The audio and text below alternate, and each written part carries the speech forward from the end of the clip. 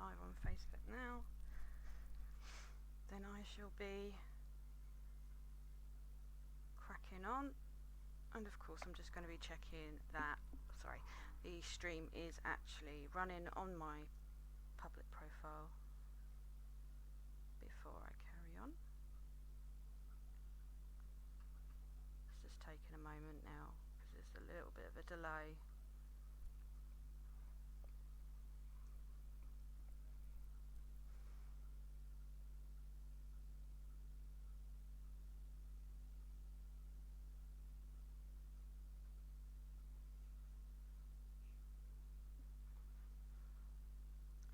Look to be running now on my computer here, so I'm just going to check that this is running on my profile. So I do apologise for the delay, ladies and gentlemen. I'm just getting that as we speak. It looks like we are rolling, but I'm just going to make sure that is, yeah, it's all up and running, so that's fantastic. So we are live in action. On with the show, or class as I say. So welcome back.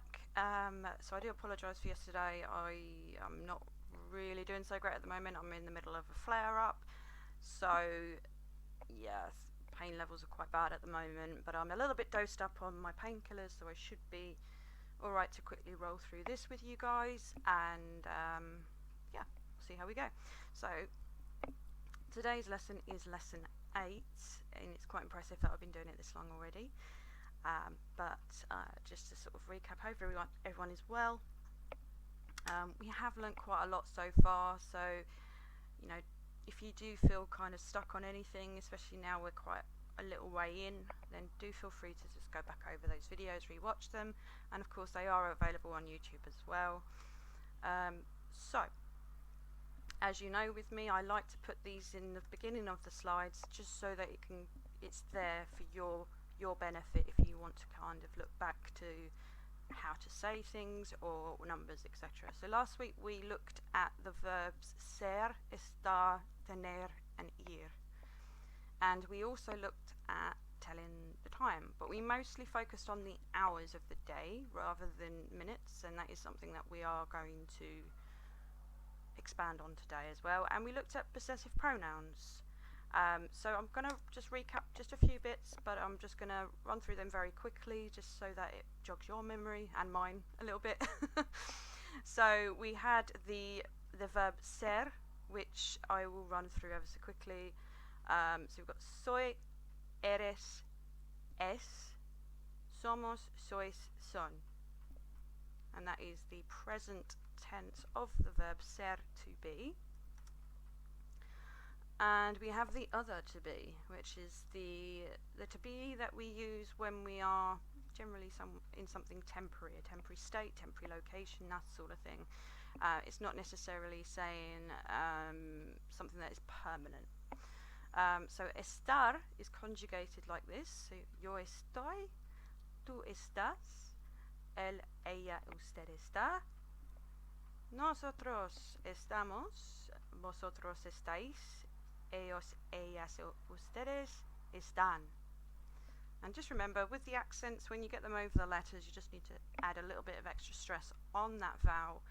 Otherwise it can sort of screw up the entire meaning of the word you're trying to say. And also what we did last week was, and previous weeks actually I think as well, we did the verb ir, to go.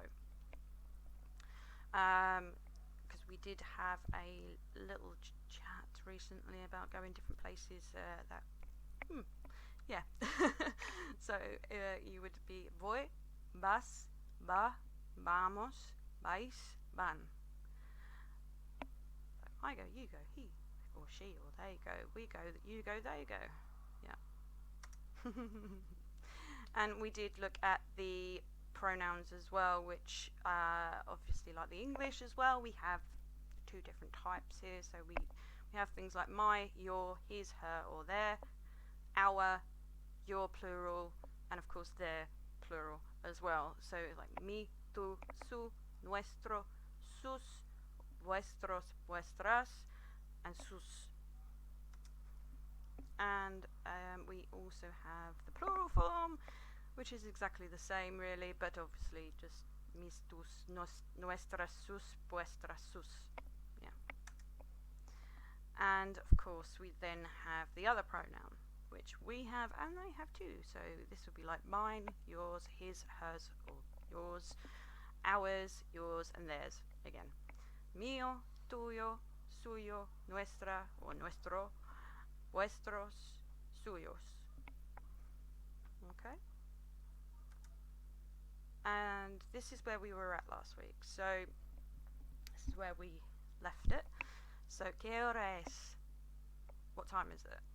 So we've gone through the hours of the day and how to pronounce them and a little bit of the rules behind it as well.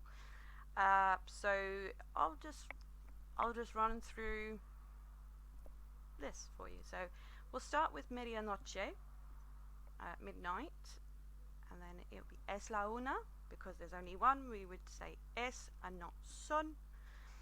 Es la una, son las dos, son las tres, son las cuatro, son las cinco, son las seis, son las siete, son las ocho, son las nueve, son las 10, son las 11. And mediodía, which is midday. So, let's get cracking on telling time with regards to minutes. Now, you can do this in a couple of ways. A bit like we can really, where you would have sort of like 12 o'clock on the dot, quarter past, half past, quarter to, and so on. But you can also do it with the numbers as well. So if you did find yourself a bit stuck, but you knew the number for 22, for example, you could say y 22 or y 25, for example. But this is also quite useful to know as well, because I mean it's something that we more or less use more commonly in both languages, but it's just, you know, for your reference more than anything else. So to start with, en punto literally means on the button, on the dot. That's exactly what the time is. Like it's 12 o'clock dead on. And then of course y 5, y 10, y 4. It's not cuatro, it's cuatro. Y 20, y 25, y media, which is half past. And then it slightly changes a little bit. If you remember a little bit last week, instead of sort of saying y 35, which you could say, they will suddenly turn to minus. So it'll be menos 25, because it would be 25 to. But they say what the next hour is minus the amount of minutes. So, like for example, if it was 4:45, it would be son las 5 menos 4. So menos 25, menos 20, menos 4, menos 10, menos 5. It's a little bit of a confusing way around it, but yeah. As long as you basically, when you know it's past that 6 on the minutes there in media, you then sort of basically add an hour and then minus the minutes. It's a bit of a little bit of maths there for you as well. And it's funny actually, the French do this as well. They do it as well. So this wasn't too bad for me when I started learning Spanish, but it can be a little bit of a, because we would literally just say 4:45 rather than 5 minus something.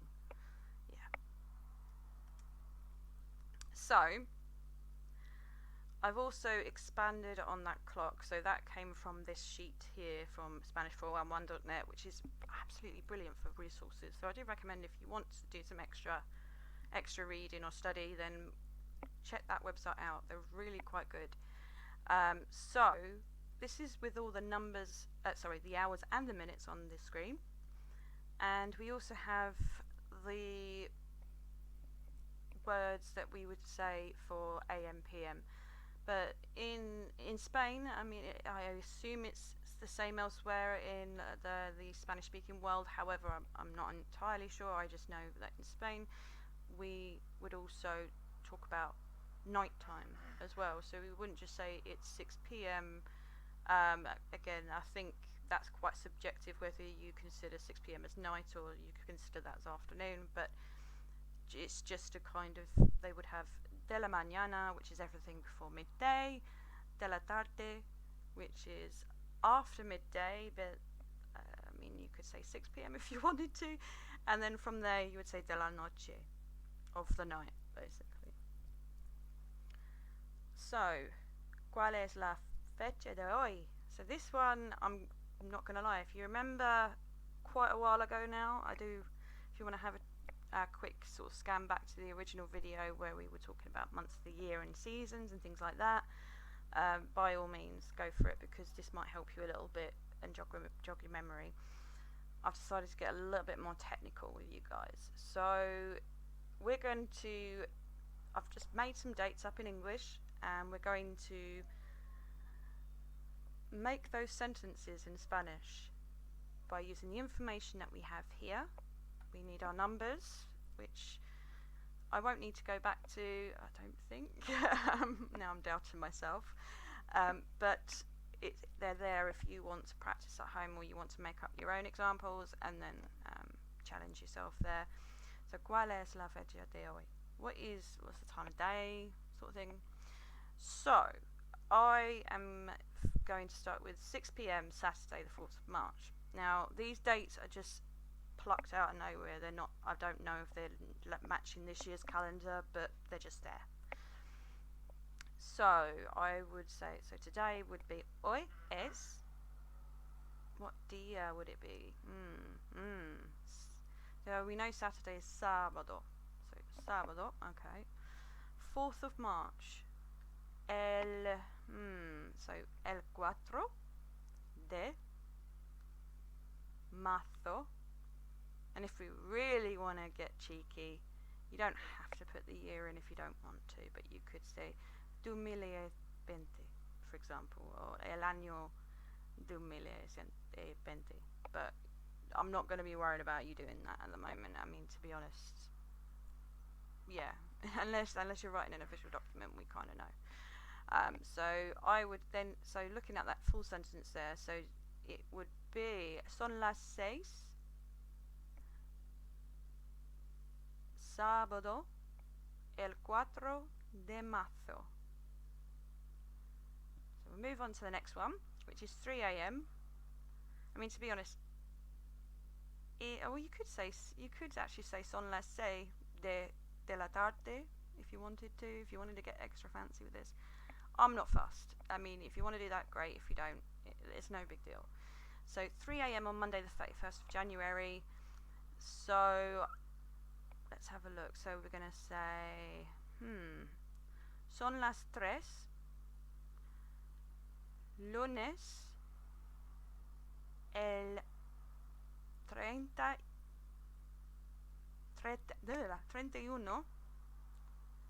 de enero. And the next one, 12:20. So I'm going to get a little bit more cheeky with the numbers now, because this is where we really got to use our brains a little bit more, because it's like a maths equation. So 12:20, Thursday the 27th of April. I'm just making updates. So, do we want son las 12, or do we want mediodía, medianoche? Let's go with mediodía, or son las 12. And then Thursday is jueves, 27. So it'd be el 27. And of course we then want April, which is abril. So it would be son las 3. Son las 3, el jueves, el 27 de abril.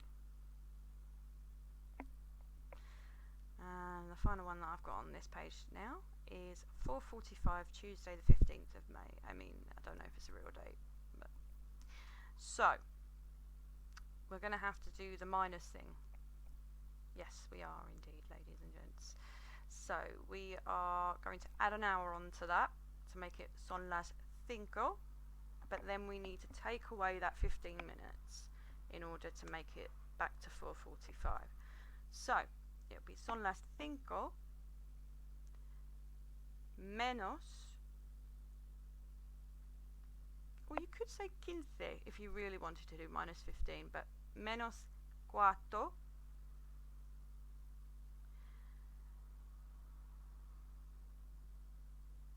martes el 15, which is 15, de mayo. De mayo. So I'll do that again. Son las 5 menos 4 el martes el 15 de mayo. Oh, just to make it extra complicated, let's do it even harder now because I've not written them down. We're going to have to sort of, yeah. Well, if we know how to tell the time, this won't be too bad, but you know. So we have, oh, beg your pardon there. So I'm really challenging myself this one as well. So we have 2 o'clock. So I'm just going to quickly go back just to give you that. All right. Okay. So 2 o'clock. It's definitely on the dot. So we know we need to use the en punto. So we would say son las 12 en punto. And next we have 1 o'clock with 15 minutes on there. So 1:15. So we would say es la 1:04. Es la 1:04. And number 3. It's funny actually, we've literally just done this one. I didn't even realise that. So we know that's not quite 5 and not quite 4. So we need to add an hour onto 4:45 and make it 5. But wait, that doesn't make sense. Make that 4 or 5 and then minus the 15 minutes. So that would then make 4:45. So we want to say son las 4. No, we don't want to say that. Ignore me on that one, sorry. Son las 5 menos 4. Son las 5 menos 4. Number 4, this is a lovely and easy one for everybody. Son las 6 en punto. 7:05. I'm not worried if it's in the AM or the PM. So 7:05. Son las 7:05. Next one, number 6. Es la 1 en punto. It's 1 o'clock on the dot. 1:30. Oh, I didn't even tell you this actually. You can also say, apart from y media, you can also say menos 30 if you really, really want to, but no one does that really. That's just weird. But so for number 7, it would be es la 1. Now you can either say y 30 and 30, or es la 1:30. 1:30. Number 8 will be, hang on, where's the big hand and the little hand there? I've just got a little bit, oh, there we go. So we are looking at 12:20.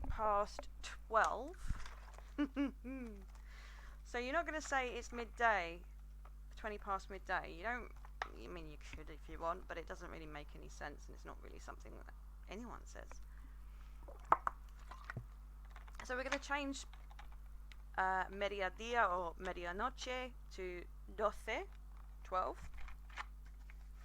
So we would say son las 12 y 20. It's 12:20 or 20 past 12. And they've got some easy ones in this, haven't they, today? So we've got 10 past 1, which would be es la una y 10. 10, yes. So I have written the answers. So let's have a look. Es la una y media, es la una y 30. Sorry, I'm reading the wrong screen. Son las 12 en punto, if you want to say that. Es la una y cuarto. Son las 5 menos cuarto. Son las 6 en punto. Son las 7 y 5. Es la una en punto, if you want to, en punto. Es la una y media, or es la una y 30. And then, of course, we've got number 8, which was son las 13 y 20. Did I say 13? Number 8? Wait, let's go back. Number 8, son las 13. What the hell have I written there? Son las 13. 13 menos. Yeah, I'm really sorry about this one, guys. I'm baffled, probably as baffled as you are. I don't know where that's come from. It's 13 minutes. Ignore that, please. That's meant to say, I mean, it could say son las 12, but I've realised upon looking on this on a larger screen, because I do my planning on my phone. Probably a big mistake, really, on my part. But I've obviously thought, no, I don't think I've even, how have I messed that up? Well, ignore that question, ladies and gents, because that's clearly the wrong one. So my answer to that, written previously, is wrong. You would actually say son las 12, 12 y 20. Why have I put 13? Naughty me, sorry about that. Es la una y 10, 10 past 1, yeah, so that looks all good from what I can see there. Son las 13, it's really bugging me.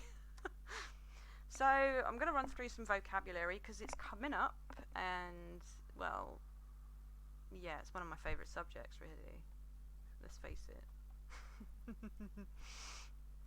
So, bocadillos. Although, ignore my pronunciation there. I've done it a little bit too over the top. Bocadillos, sandwiches. And the word, this one, is basically boca, is your mouth. So it's almost like saying little mouthfuls, which is kind of cute, really. Paellas. Now the pronunciation of this is always a little bit, well, is it paellas or is it paellas? And believe it or not, people pronounce it differently all over the Spanish speaking world, so I usually go with paella or paellas, which is a rice-based dish made in a special pan, often with seafood or meat. You can get vegetarian ones, I assume, as well.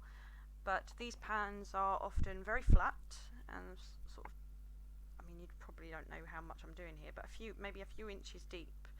And they sit usually on like a fire or maybe in the oven, but I probably wouldn't put it on an oven or like a hob type thing. It's like a street food in certain parts of Spain as well, where you can actually just buy yourself a box of paella and chow down, because it's literally awesome. But paella is very famous as being something, what's the word? Yeah, it's a very signature dish. It's quite easy to make as well. It takes a while, but the rice itself is a lot softer and it's a bit more sticky, and it absorbs all the flavours of the things that you cook with it. My favourite at the time was the carne one, which is the meat one, which usually comes with chicken and chorizo in there as well. Outside of Valencia, where I used to live, actually was a lot of the fields of paella rice that brought into the city and prepared, so it's all local sourced as well. It's really cool. So another word for, paella isn't the word for rice. Arroz is the word for rice. Arroz. Pan, bread. Leche, milk. Zumo, juice, like fruit juice for example. Agua, I think we might know this one already, which is water. Manzanas, apples. Naranjas, oranges. Ananas, oh, I love that word so much. Ananas, so make sure you go ananas with that accent there. Pineapples. Plátanos, bananas. Also the same word for plantains as well, because they are very, very closely related. I mean, essentially one's a giant one, but they're not as sweet. And just a random fun fact that's got nothing to do with this class today, there are actually loads of different varieties of bananas, even some that actually come up as like a red pinky colour. They're a lot rarer. You won't get them over here because I'm assuming the British just love that particular Cavendish style thing. Bananas are really good for you. Bananas. Melon, and I've translated that as melon in the next one, which I haven't changed to the English, but you can gather what that is as well, which is literally a melon of some form. There are obviously different words for the different types, like melon dulce, which is like a honeydew melon, which is the one that's very sweet. My favourite actually, and unfortunately I'm allergic to the others, which sucks because I love melon so much. Melocotón, a peach. I love that word. Fresas, strawberries. Some of you might be more interested in this one. Vino, wine. And you then get different varieties, of course. I'm not a wine connoisseur. I'm really not a fan of wine. However, so you would have things like vino rojo, red wine, vino rosso, or vino rosado, sorry, like rose wine, rosé wine, sorry guys. Vino tinto is something more used for red wine in Valencia and possibly other parts of mainland Spain as well, rather than red like being vino rojo. They don't always understand you if you ask for vino rojo. So vino tinto, they're like, yeah, that's the red wine. So yeah, I did have a lot of trouble ordering red wine when I was last there. I was buying it for someone else because vino tinto is more commonly used in Spain for red wine, and of course vino blanco, white wine. I think there's probably other wines out there that I don't know about, so I apologise if they're not 100% accurate, because there's so many different types of wine and I just don't know. Cerveza. A lot of people know this one, cerveza, which is beer. I don't know why I haven't included other alcoholic drinks, to be honest, because this is probably, well, to be honest, it's not really, this is meant to be suitable for all. So cerveza for beer. There are lots of other ones. Zumo, for example, for juice. Agua. Queso, cheese. Carne. You may recognize that word from chile con carne, which is that awesome dish that I love so much, but I don't eat it anymore because I'm now a vegetarian, so I tend to go for the bean version of chili. You can make it with vegetarian fake meat, like fake beef stuff, but if I'm honest with you, it's much better with beans. Tastes a lot better. You've got a lot more like goodness and protein in there as well, and I do love a good chili. Now all I'm thinking about is chili. A chile con carne is literally that. Yeah, it's chili with meat. Simple as, basically. But yes, it's very good. very good on a jacket potato. Pollo, pollo, chicken. Terena, terena, beef. Cerdo, pork. And obviously for my vegetarian viewers, soja. I have heard Spaniards speak it as say it as soya as well, but soja is how they would write it in the Spanish language. And obviously, as it's this sort of time of year, we're probably thinking more about food, especially barbecues and ice cream and stuff. So I've put a few more on there. Helado, ice cream. Ensalada, ensalada, which looks very much like the word salad as well. Ensalada. Huevos, huevos. Eggs. Frutas, which is quite an obvious one, fruit. Pescados, pescados, fish. Then this one is a little bit, you can use sopa or gazpacho. Gazpacho is also a specialist Spanish type soup. It's served cold. I'm not sure what's special about it when we talking, like if we order gazpacho soup in the UK. But when I've gone to Spain, they had gazpacho, but it was just any soup. Any soup. Like, I had tomato out there and it was just cold. It's just that's it. That is literally it, gazpacho. I'm not really sure why, but it's alright. It tastes alright. It's not horrendous or anything, it's just cold. Patatas fritas, French fries. If you like tapas, try patatas bravas. Trust me, you will not regret it. Galletas, cookies, because that's all I think about these days now in lockdown. It's a very important word, that one, galletas, because you never know when you're going to want some cookies. So, there's a few bits of vocabulary for you. I will expand on this because, let's face it, there is a lot of food and drink out there. I couldn't fit everything into this one session. As much as I would love to. I'm going to get too hungry if I carry on. And the picture that I've got in front of us today is very, very Mediterranean Spanish looking dish. The Spanish diet may well be the same for other parts of the world as well, but the Spanish diet is very sort of full of fruits and veg. They love olives, garlic, some spices as well, but they also really have some amazing dry cured hams and things like that out there. If you're into that, I sadly no longer eat that, but oh, it was good. Like jamón serrano, which is a very famous, very tasty ham. You can also buy huge joints of that in places like Lidl or Aldi. I don't know how long it would last if I was still eating meat, that's for sure.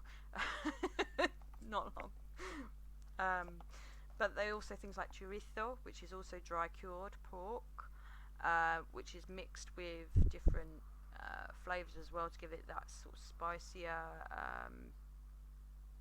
flavour. So things like paprika and things like that will be used in it. They also have a lot of things like sun-dried tomatoes, sun-dried chilies, tapas, which is literally like little dishes, basically. They're just small dishes that you can try a bit of everything. I really like them. I'm a massive fan, but then I'm going to be biased. I'm the one that's sort of Spanish obsessed here, so you know. Okay. ¿Qué te gusta comer? Oh, it's not come up as clear as I wanted it to, but hopefully you can see it, because I can still just see it, so I apologise for the blurriness of this slide, but hopefully this will help. This is some more vocab as well, which is going to obviously make it a little bit better, so that if you wanted to say certain things, I don't know, more things, then you've got them. El tocino,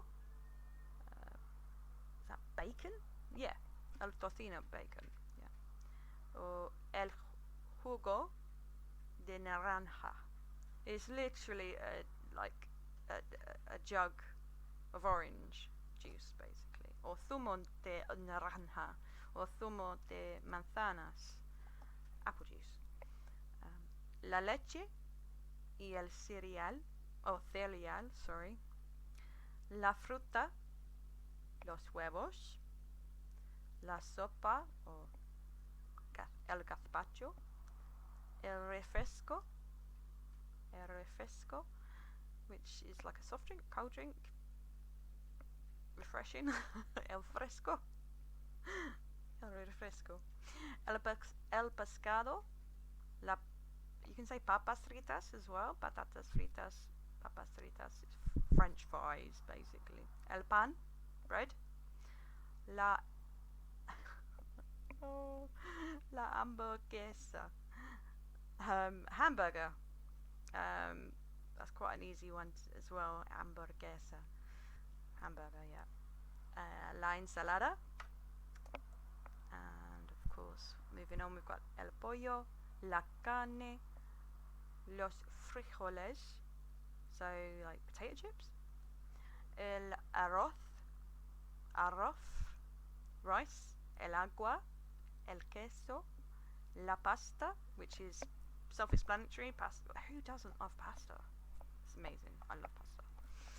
El helado, ice cream. Las galletas. El pastel, cake, which is also one of your 5 a day. No, don't take that advice. I don't want to get in trouble. But it is really good. El dulce, sweets or candy. Some great words to use if you're really happy with your meal. Que rico, yummy. Or delicioso, delicious. Yeah. Or muy bueno is also very good. And I've expanded on some fruit for you, so yes, we have some more. La fruta, la manzana, apples. La naranja, las uvas, grapes. That is why la banana, but I don't want you to use that. El plátano is better. Banana is just more commonly used in certain parts of the world. El melon dulce, which is that honeydew, sorry. La sandía, a watermelon. La piña, you may know the song Piña Colada. Piña is the pineapple, the colada is not quite coconut, but obviously the flavour of the drink is pineapple and coconut and is just brilliant. I usually get the alcohol-free version, but I would drink that stuff all day long because it's just gorgeous. El coco, coconut. El coco.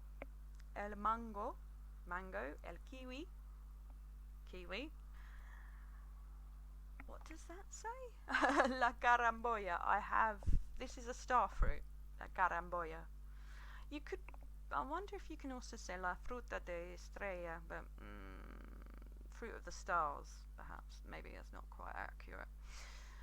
El limón, la lima, so el limón for lemon, la lima for lime, or you could also say el limón verde, which is literally saying a green lemon, which essentially is what it is, but I'll get on a discussion about different fruits and how they've been genetically modified another time. And then we've got la ciruela morada, so that's like what's the word? Plum. Sorry, morada. That's like a purple plum, or it might be called depending on where you are in the world, a black plum as well. I think it's often used as well. El melocotón, peach. La pera, pears. La cerezas, sounds very similar to cerveza, doesn't it? But no, so make sure you say cerveza if you want to order a beer, or las cerezas, the cherries, although you may not get them in the same place. el tomate, tomato, el aguacate, avocado, aguacate. It's a little bit cut off at the bottom, so I do apologise, but I will upload the resources that I've used for this slide as well. They will be uploaded as well, so you can look at them a little bit better on your phone or what have you, because a lot of these are enlarged from smaller slideshows. La mandarina, mandarin, or like a satsuma. El pomelo. Pomelo is a citrus fruit that is kind of, it's mostly from China, and it's, I've eaten one, so they're quite big. They're like, they're really quite big actually. They're bigger than a grapefruit, and their flavour is interesting. It's actually quite nice. I wouldn't say it's like grapefruit. Often I'm not a fan. I like the smell of it. I like the first initial taste of grapefruit, but then it becomes very bitter very quickly, so it's just not for me. But it's almost like getting a mild grapefruit with a bit more extra orangey flavour in. I don't know how to explain it. It's very sweet, but it's subtle. It's not bad. I recommend, like, if you ever fancy trying a random fruit from your supermarket shop, have a go at a pomelo. They're not bad at all. They're alright. Now, we are missing the picture for las bayas, so I am going to skip that for the moment. La fresa, strawberry. La frambuesa, la frambuesa, raspberry. I love raspberries, especially raspberry jam. La mora, or la zarzamora.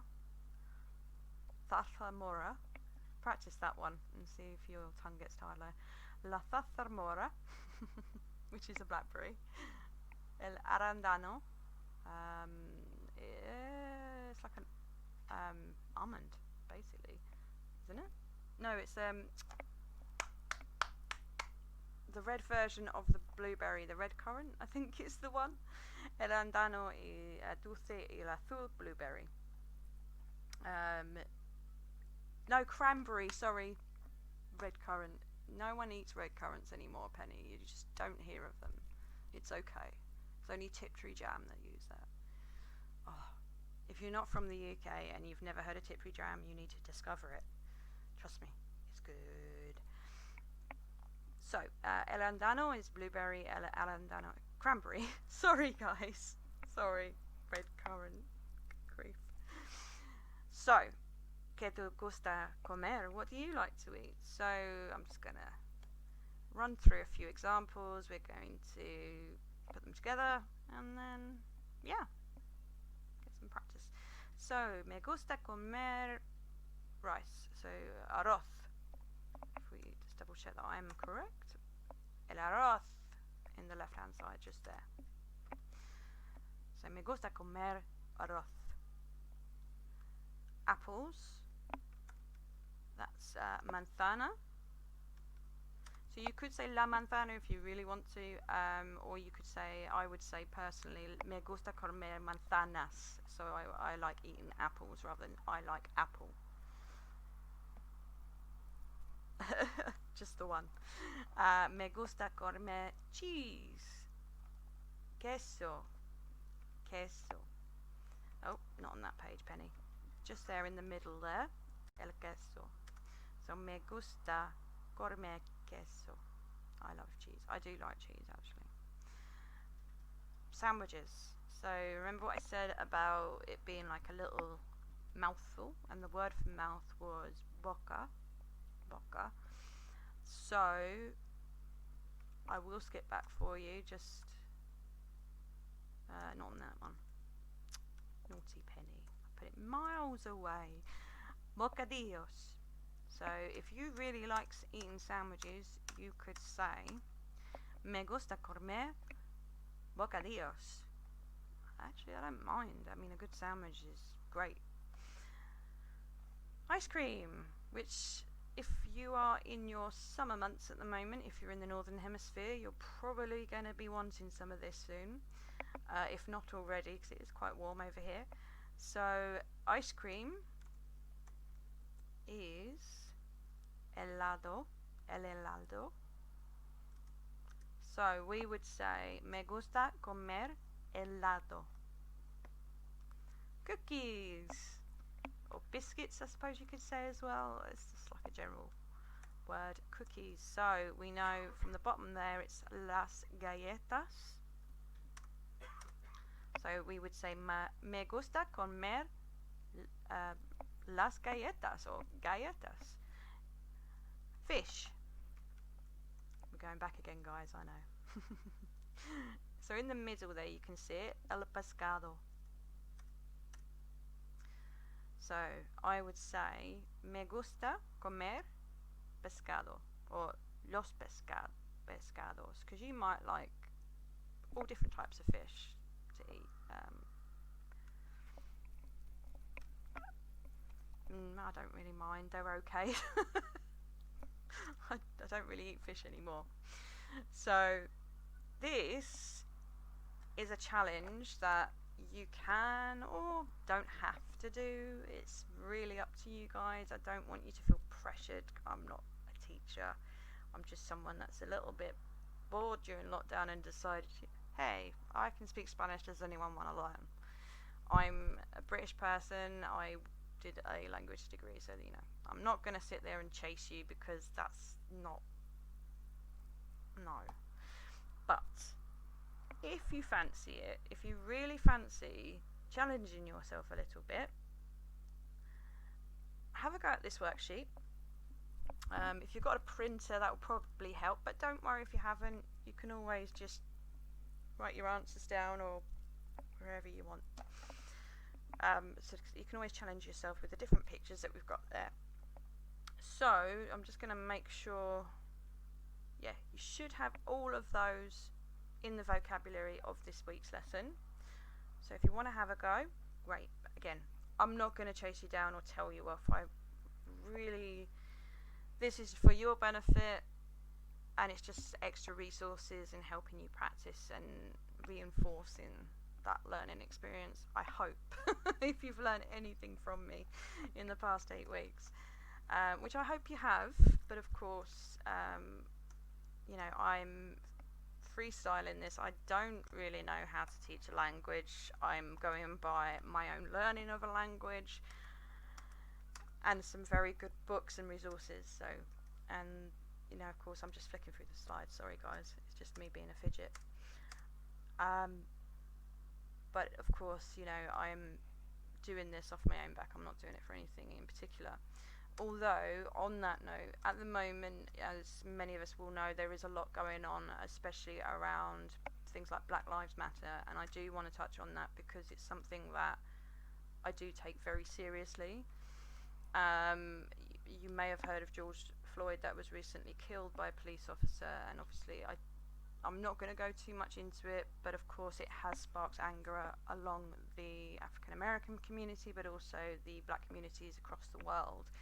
Because at the end of the day, this sort of thing shouldn't be happening in 2020. So if you do want to support the cause, I do recommend that you know, even if you just read up on history, about black history, I really recommend that you do that, because it will help you understand why Black Matters exists. Because it's never a case of they're telling people that your lives don't, because of course they do. Everybody's life matters. It is just the fact that they want their lives to matter as much as yours, and society has always told them that it doesn't. Otherwise these things wouldn't keep happening for very, very no reason most of the time, that these terrible brutalities have been happening, and it's something that we should not be talking about in 2020. This should be something that doesn't really exist anymore, but it still does. It's still quite alive and well, and it's something that I don't particularly like at all. I think it's very uncomfortable, but it needs to be dealt with, because if we keep ignoring things like this, things will never change. And I personally feel that everybody should feel safe to be themselves and go out and not be afraid of what could be lurking around the corner or what could happen that day. Because, you know, he's left a beautiful family, his brother, his nephew as well. And there's, you know, it's not, unfortunately, this isn't just a freak incident. This has been happening for many, many years, centuries even. So at the moment I am doing a small fundraiser. If you do have anything at all that you are able to give, the fundraiser links will be in my group or under this video if you're watching from YouTube. Of course, it is up to you.